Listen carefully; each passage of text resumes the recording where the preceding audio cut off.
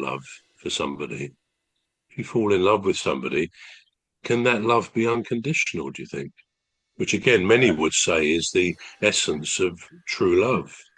Yeah, I would say yes, you could have an unconditional love for somebody, and that's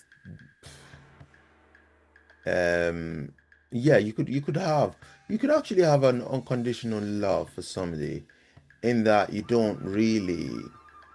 um you don't really want anything the equivalent of what you're giving out. So you don't want the equivalent of it.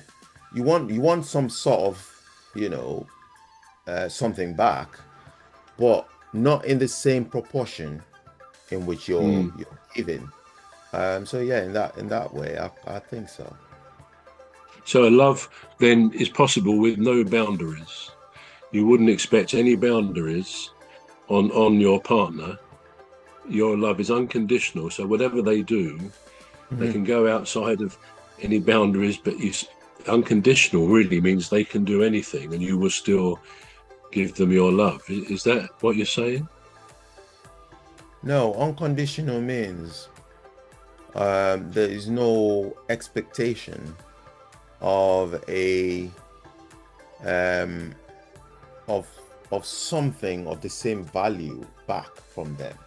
I think that's the unconditional. So, say for instance, in monetary terms, if you're giving this person £10,000 and they're not even able to give you a pound, you'd be all right with it. You're quite happy to share that with them.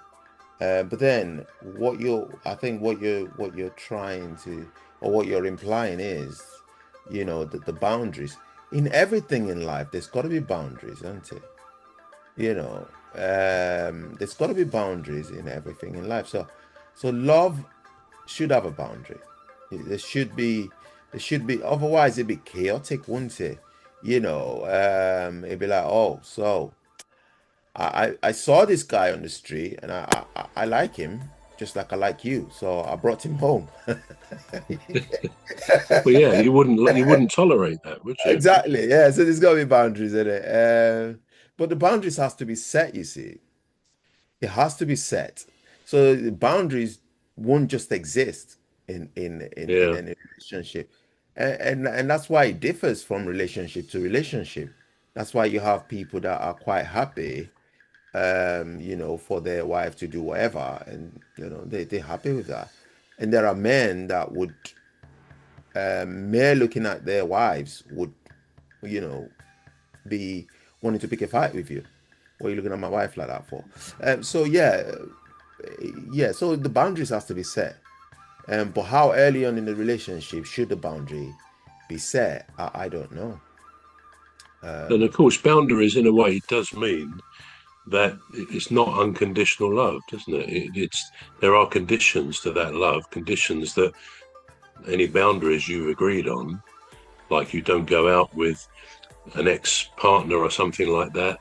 Yeah. Um, that must mean it's not strictly unconditional love. What about do you think jealousy in a relationship is proof of love or obsession, neediness, insecurity? What would you say? Is it proof of love or insecurity? Right. Okay. So um, jealousy is, I think, to an extent, is proof of love, right? To an extent, and Mm. I've never met any woman,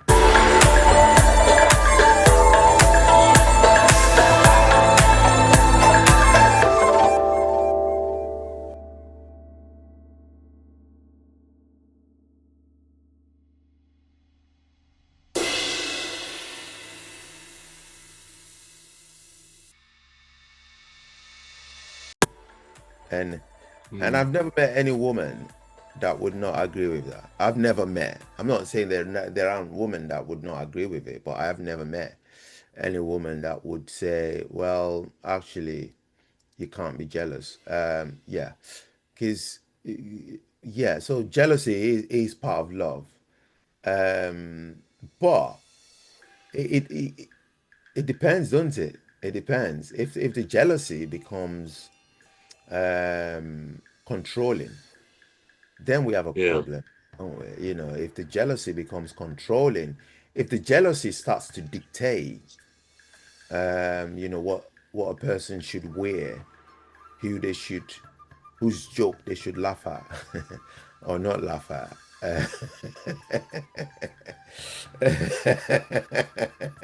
Who they, who they can give a hug, not give a hug to, then there's a problem there, isn't it? So yeah, yeah, yeah. You have to be careful not to cross the line, don't you? You have to be. But I think there's a healthy amount of jealousy that should exist in a relationship. mm, Um, it's healthy. that's Uh, interesting. Interesting. yeah, yeah. So I'd say healthy amount of jealousy is all right. I would say, Yeah, my opinion. yeah, that's an interesting thought because, in one way, I suppose jealousy. I don't know. It sort of implies. It does imply a bit of insecurity. If someone's seriously jealous about a partner having a friend or friends of the opposite sex, that may just be, jealousy that's not healthy. People have to. You've got to be, as well as becoming one as a partnership, two of you. You've still got to have an independence. I think people who don't have any degree of independence or not much, they're not going to really. It doesn't seem to work. Again, I suppose, as you say, we're all different. But Mm. I think jealousy is okay if it's a very mild thing. If, as you say, if you see somebody looking at another bloke looking at your girlfriend or your wife or your partner, but then again, a man can feel quite proud, can feel quite good if he sees other guys looking at his partner. That can make you think, well, yeah, I've got somebody special here. Do you believe, slightly different, but do you believe in love at first sight? I do. You do, Yeah, I do do. you? Yeah, yeah, yeah. I have. I would say I believe it. Where I believed it at some point in my life when I was in my teens. But Yeah, now, you know, you grow older, you tend to be more cautious, don't you? You tend to want to weigh things up, and that's not yeah, necessarily a good thing. It's not necessarily a good thing, but it isn't a bad thing either. You know, it just means that you're taking your time. But I believe in love at first sight because you do. you Yeah. could see somebody and instantly take a liking to them, and there's nothing wrong with that. So yeah, I do believe in love Well, in love. whether that initial liking is love, where you don't really know somebody, it may be something else. Um, so yeah, so that's that question about love. Do you believe in such a thing as soulmates? I do. I do. I suppose Do I'm a romantic at heart, and so yeah, I do believe in soulmates because now I don't believe soulmates are meant to last forever. mm, I don't believe that. I believe there are soulmates, you know, just like any other thing in life, you know, sometimes the novelty, you know, wears off, and yeah, so the novelty of a soulmate can wear off okay, as well. It depends on how hard you work at it. yeah, So if you have a soulmate and you think, right, this is my soulmate for life, she's never gonna leave me no matter what I do, or he's never gonna leave no matter what she does. I think that is a misguided kind of yeah. a trust in soulmate because with everything you have to work at it. Even your shoes, you have to polish it. You know, your clothes, you have to wash it. Otherwise, you Well, walk around. Oh yeah, let me just jump in there because I know we're nearing our time.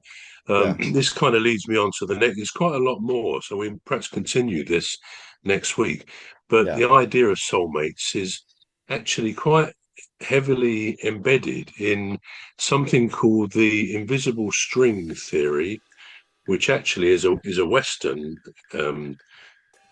adaptation of the original Chinese, the Eastern mythology All of the right. red thread of fate, which, Yeah. okay, well, I've just introduced that. We'll Yeah. pick that up next week because it's quite an interesting thing It with is. Taylor Swift's song Invisible String as well. All right. It is. Yeah. So this is all we got time for, viewers. It's time runs so fast when you're having fun. So join us again next week where we finish the soulmate that we started the conversation. So you've been watching and listening to the Alien Spaceship, and I'm Emmy Hikins, and he calls me Cos. And I'm Trevor Gear, and he calls me Bruv. And it's a goodbye from me. Goodbye from me too.